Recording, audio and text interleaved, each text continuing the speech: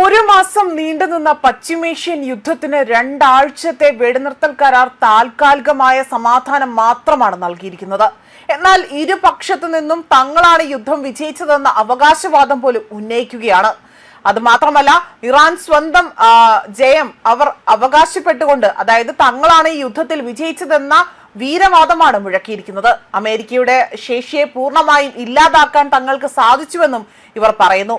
ആദ്യം മുതൽക്കേ തന്നെ ഇറാൻ ആകട്ടെ വലിയ തോതിൽ മിസൈൽ ആക്രമണങ്ങളും ഡ്രോണുകളും ഉപയോഗിച്ചുള്ള ആക്രമണങ്ങളായിരുന്നു US താവളങ്ങൾക്ക് നേരെ അഴിച്ചുവിട്ടത്.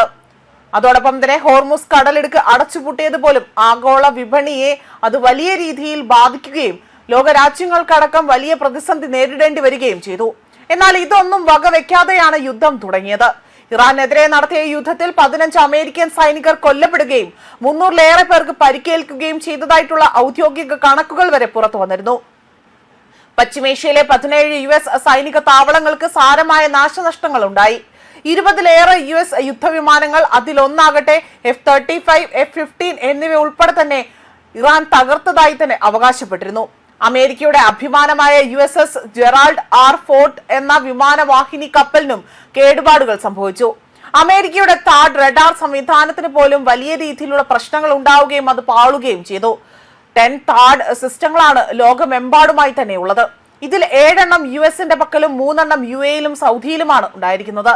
4 എണ്ണം നിലവിൽ പ്രവർത്തനരഹിതമായി എന്നാണ് റിപ്പോർട്ടുകൾ സൂചിപ്പിക്കുന്നത്. ഖത്തറിലെ അൽ ഉവൈദ് വ്യോമതാവളത്തിന് സ്ഥാപിച്ചിരുന്ന ഈ ഒരു ANFPS 132 എന്ന റഡാറും തങ്ങൾ തകർത്തതായി തന്നെയായിരുന്നു ഇറാൻ നേരത്തെ തന്നെ അവകാശപ്പെട്ടത്. അതേപോലെ തന്നെ പശ്ചിമേഷ്യയിൽ യുദ്ധത്തിന് താൽക്കാലിക വെടിനിർത്തൽ പ്രഖ്യാപിക്കപ്പെട്ടതോടുകൂടി തന്നെ ലോകം അവിടെ ആശ്വസിക്കുകയാണെങ്കിൽ പോലും പ്രസിഡന്റ് ഡൊണാൾഡ് ട്രംപിന് നേരെ US-ൽ രോഷം പുകയുകയാണ്. അമേരിക്കയ്ക്ക് സാമ്പത്തികമായും സൈനികവുമായും ഏറ്റവും വലിയ തിരിച്ചടി നേരിട്ട എന്നത് അഭിപ്രായമാണ് ഇവിടെ ആളുകൾ പ്രതികരിച്ചിരിക്കുന്നത്. ഇറാനിലെ ഭരണമാറ്റം എന്ന ലക്ഷ്യമായിരുന്നു ആദ്യം മനസ്സിലുണ്ടായിരുന്നത്. ട്രംപ് ആകട്ടെ അത് പ്രഖ്യാപിച്ച് പിന്നീട് അത് ഹോർമുസിന്റെ നിയന്ത്രണം ഏറ്റെടുക്കലായി. എന്നാൽ യുദ്ധം അവസാനിക്കുമ്പോൾ ട്രംപ് പറഞ്ഞതൊന്നും തന്നെ നടപ്പിലാക്കിയില്ല എന്ന് മാത്രമല്ല, കോടിക്കണക്കിന് ഡോളറിന്റെ സാമ്പത്തിക നഷ്ടമാണ് US-നുണ്ടായിരിക്കുന്നത് എന്നതാണ് കണക്കുകൾ സൂചിപ്പിക്കുന്നത്. ഇസ്രായേൽ സമ്മർദ്ദത്തിന് വഴങ്ങി യുദ്ധം തുടങ്ങി വെച്ച ട്രംപിന് യുദ്ധം അവസാനിപ്പിക്കേണ്ടത് എങ്ങനെയാണ് എന്ന് അറിയില്ലായിരുന്നു എന്നതാണ് ഇപ്പോൾ വലിയ രീതിയിൽ ഉദ്യോഗസ്ഥർ വിമർശനങ്ങളായി തന്നെ ഉന്നയിക്കുന്നത്.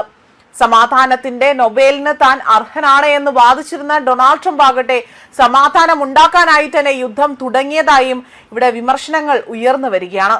ഇതിനെല്ലാം ഇടയിലാണ് ഇപ്പോൾ പാകിസ്ഥാന്റെ മധ്യസ്ഥതയിൽ നടന്ന ചർച്ചയിൽ ഇറാൻ മുന്നോട്ട് വെച്ച 10 നിർദ്ദേശങ്ങൾ US അംഗീകരിച്ചതായിട്ടുള്ള വിവരങ്ങൾ പുറത്തു വന്നിരിക്കുന്നത്.